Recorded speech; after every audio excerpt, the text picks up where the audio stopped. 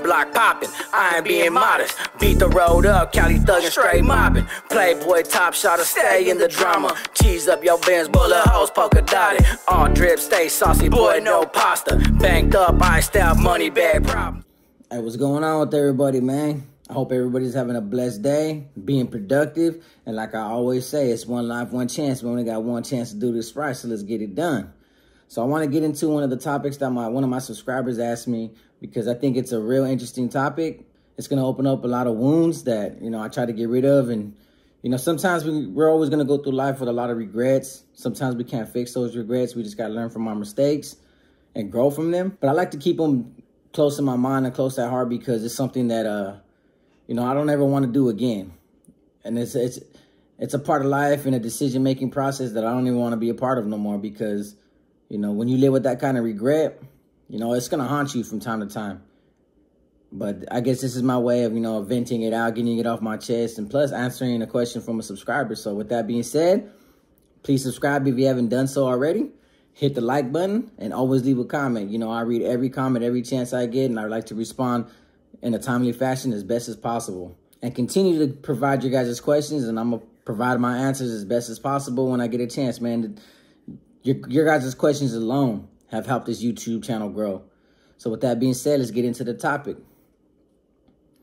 The individual asked me, has there been any removals that I regret in my past?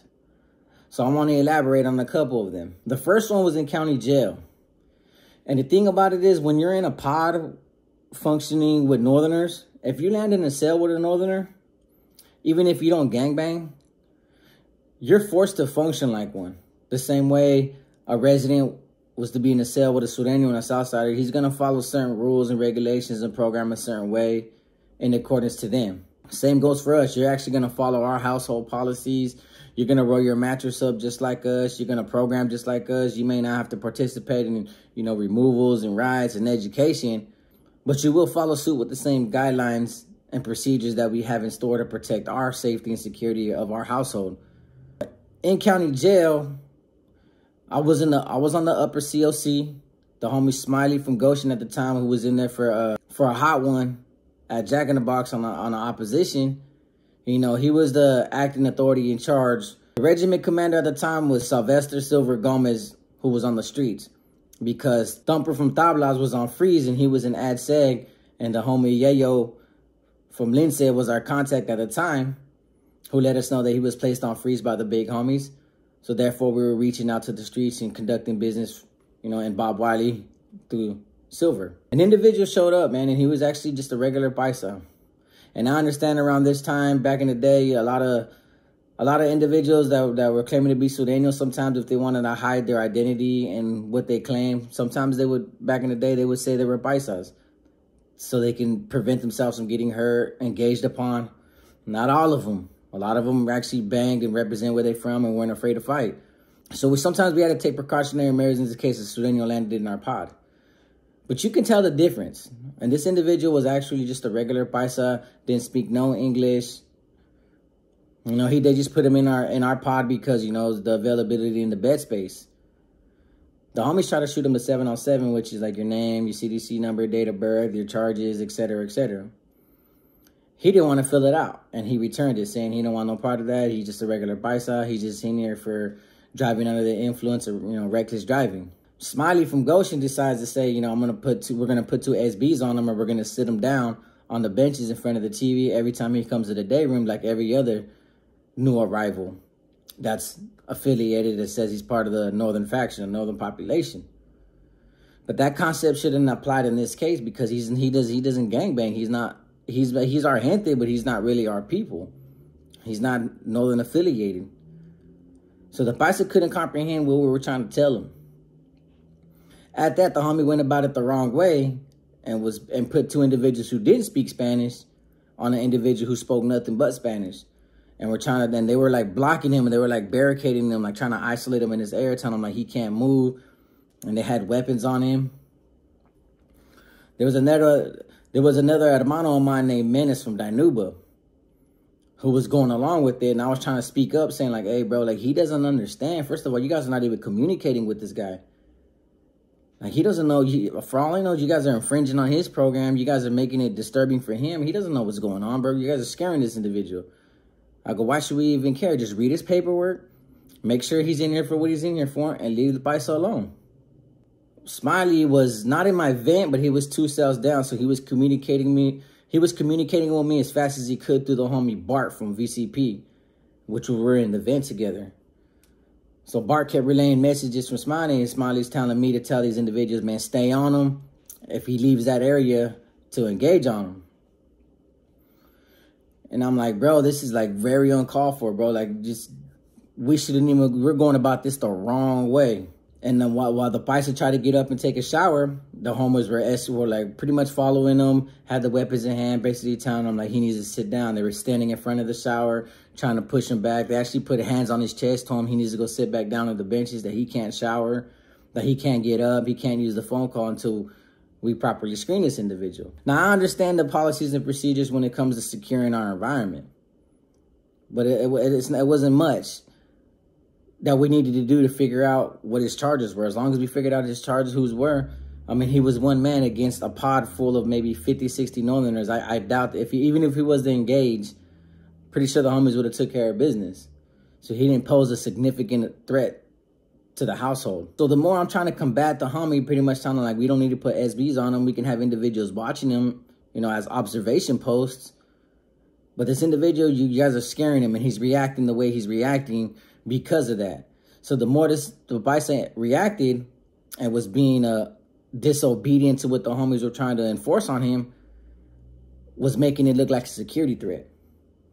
Till finally Smiley was like, hey, bro, just tell the homies to engage on him and just get him out of here.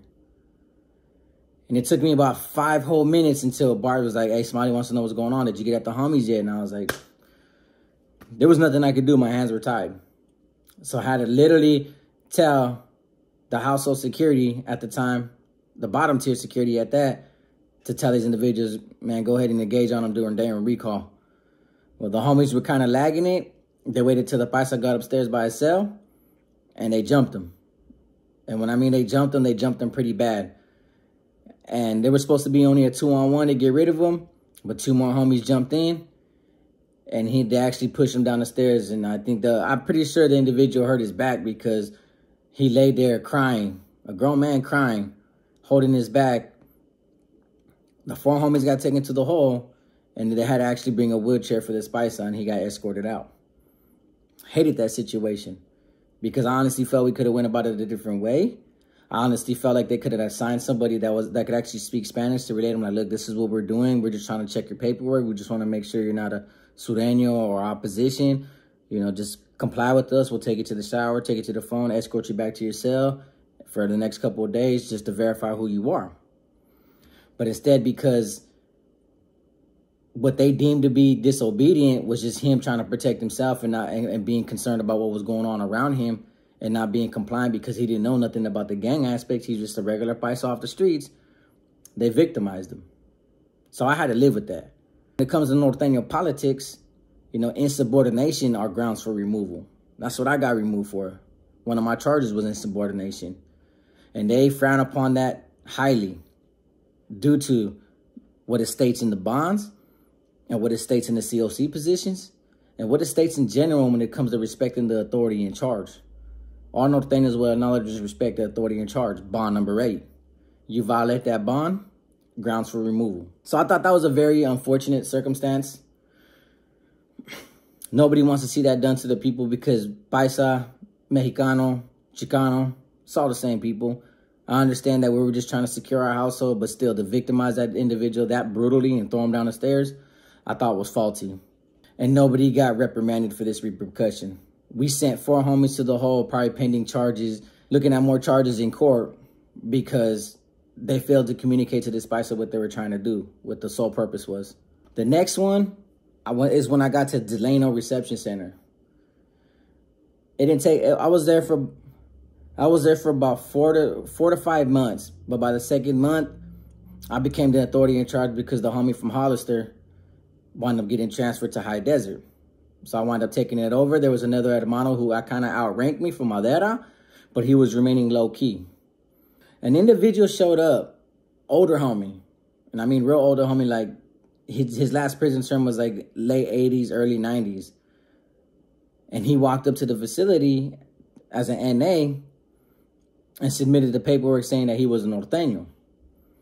Now, when you identify yourself as a norteño, you undergo a different NA process, a different screening. So while I started investigating him through the homie from Madera, we come to find out that he's not really a norteño. He doesn't have status. But since back in the day, Northerners referred to themselves as norteños before the 497-59 filter actually changed that, he was uneducated at that because he hasn't been in the prison system in almost 10, 15 years. He was just coming back because he caught a new charge, a new case. So he was uneducated in that aspect. So when we try to teach him that aspect, I couldn't provide the 5-9 filter because that's norteño education. It was not really to be disclosed to the northern population other than what needs to be taught, that norteños are referred to northerners and ensols are the individuals that refer to themselves as norteños, individuals with status.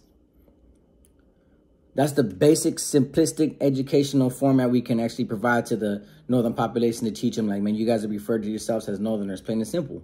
But it wasn't registering with this guy because he's from the older generation of homies where they identify themselves as norteños.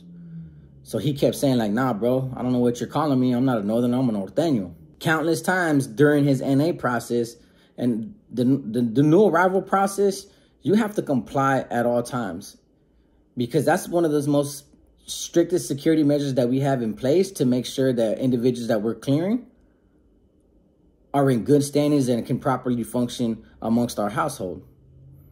So anytime you mess up during that process, there's no leeway to correct your errors, your mistakes. You have to be flawless in your behavior or the household is going to deem you a security threat and you're going to get removed because the safety and security of the people always comes first. And we embed that in one another's minds.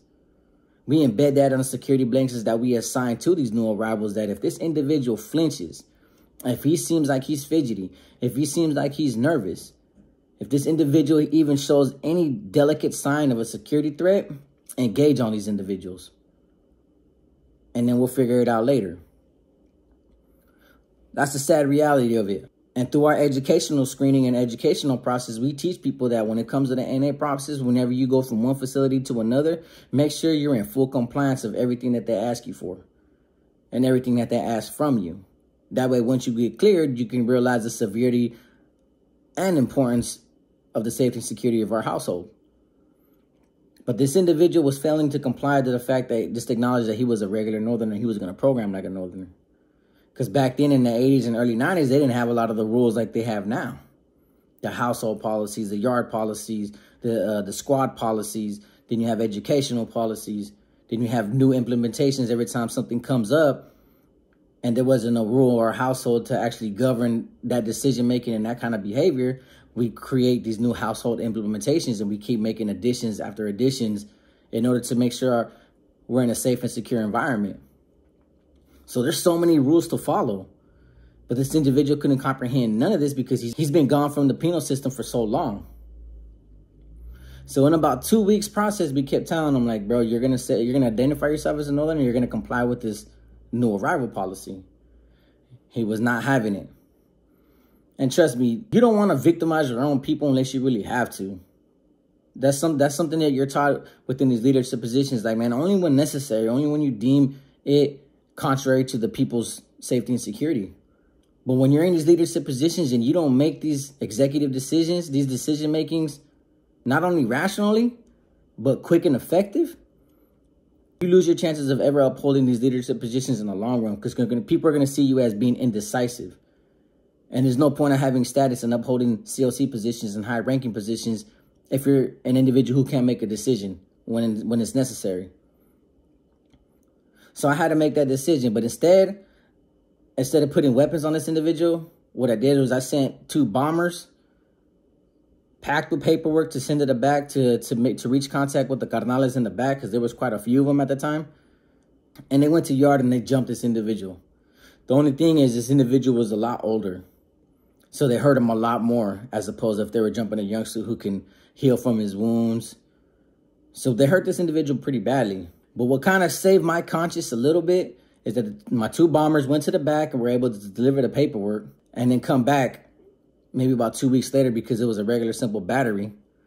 But the individual that we battered at the time, he actually came back. He came back the same night. But we had to undergo the process of re-educating this individual on why he got beat up, how he was failing to acknowledge not only the NA process, but the simple fact that he needs to refer to himself as a northerner, not a norteño. So it took a long time for this individual to readjust. But I went about my way and got my educational bundle, retrieved the 497.59 filter, gave it to him so he can personally read and said, look, this is the education that's been passed down, that a law that passed in 1997, and these are why the changes were in place. I go, all I'm asking from you now, after I have to, even though I had to put hands on you, is that you comply and understand how to play your role, how to play your position, that it doesn't make you no different. It's just these individuals that refer to themselves as NSOs, norteños, are individuals who are of a different caliber, who have a different level of education, who are responsible for individuals like you to be protected, to feel safe, to have these kind of households to come to instead of just being thrown into any other pod or any other facility or any other building and you're getting victimized your whole prison term. I just need you to acknowledge and respect and comply. That's it. Long story short, he pretty much just said, look, I get it. I'm just from the old school. I'm from the old days. You know, that's still in my heart, but I'm going to comply. That's all I can do. He said he pretty much told me he didn't agree to it. He didn't know why these changes were really happening. He wasn't around for the changes that happened. But he sure didn't want to get hands put on him again. And I was thankful. I was actually thankful that this individual was willing to comply because I didn't want to have to do it again. But this time I would have had to do it with a hitter and two bombers. So eventually he came to his senses, but it kind of sucks that, you know, I had to beat up an individual from the old school, the old days. Back then when, you know, the 80s, everybody can tell you that the 80s and the early 90s were way different as opposed to the 2000s and what you see today. You got to respect your elders, man. You got to respect the older homies for what they've done back in the day because he probably had it a lot harder. He probably went to war a lot more and fought for us for so many reasons in so many ways that you have to acknowledge and respect the era that he came from. But I didn't get that opportunity to respect this older homie because of these new changes that I had to incorporate and enforce on individuals that I had to victimize one of my older homies. And that's something that I didn't want to live with. Because even though I was younger, you know, I still look up to a lot of my older homies that came from back in the day. Because they've been through a lot more warfare than a lot of these new homies have ever seen. That warfare back in the days, the 70s, 80s, and 90s, was a different battleground. Those were different battlefields. But he complied. But the one removal that I don't regret, and I'm sorry to say this, was two individuals were living together. One was an older homie who had the bottom bunk. He had a cane. And he had a young celly. I'm not going to say his information. But they had a desk in Delano. And somebody waxed a bunch of pictures of American Curves magazine. And while the older homie was taking a cat nap, this other individual decided to sit at the desk, look at the pictures, and take care of his business. The older homie woke up, seen it, questioned the individual why he was doing that while he was in the cell. The other homie just pretty much laughed at him. So I made a decision without having to really properly investigate it, other than questioning the individual, and he kind of laughed it off. And he was like, oh, well, I was just, you know, the individual pretty much told me that, you know, he was just taking care of business. He didn't think his celly was going to wake up. He admitted to it, but that was all the justification I needed to get this individual off the yard. Sometimes I had to deal with carelessness like that and immaturity. Sometimes it doesn't take me long where I have to make these kind of decisions to get individuals off the yard. Just like the story I told you guys with Chip. Sometimes you just know what's right from wrong, that you don't have to go through a whole lot of proper procedures and due processes to get rid of individuals. But this individual knew better. He could have waited till his celly went to yard or his celly went to the shower. You know, you'll find an opportunity to take care of business, but for you to do it at the desk while your celly's head's to your left on his bunk while he's catnapping, I felt like was inappropriate and is a disrespect to our people. So that's one that I don't regret. So with that being said, overall, when you're in these leadership positions, man, you got every decision that you make, you're going to have to learn to live with, whether they're right or wrong. Sometimes along the line, you're always going to try to justify what you did was right. There's going to come a time in your term where you're going to reflect on all those decisions that you made and all those people that you sent away, that you hurt, that you victimized. And sometimes you're actually you're going to remind yourself that things could have been done different. Or you're just going to remember that some people put themselves in a position that you're forced to do things that you would normally wouldn't want to do to people, but you have to for the betterment of the rest of the people. Overall, I like to say that a lot of my decisions were based on the safety and security and creating a safe environment for my people. But sometimes the politics can be bent. A lot of rules are broken. I just find it funny that we enforce rules for individuals to follow, but oftentimes, half the time, these leadership positions bend these rules and break these rules on the same individuals that they expect them to follow. So with that being said, I hope I answered your question thoroughly. I thank you guys for listening to my stories. And like I always say, it's one life, one chance. We only got one chance to do this right. Let's make it count. Let's make it worth it. I want to thank all my subscribers for tuning in, watching my videos, hitting that like button, leaving a comment. And thank you guys for all the blessings that you guys provided with the baby registry. It means a lot to me. Peace.